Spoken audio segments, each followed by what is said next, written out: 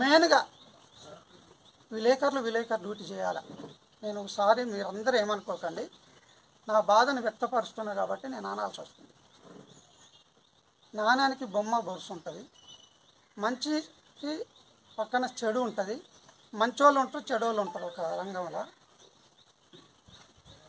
ఏదన్నా తప్పు జరిగితే విలేకరు అనేటైనా వచ్చి ఆయనకు ఎవరికి తెలియకుండా షార్ట్ తీసుకొని అదే తీసుకొని పోయి న్యూస్ వేస్తారు. అది కామన్.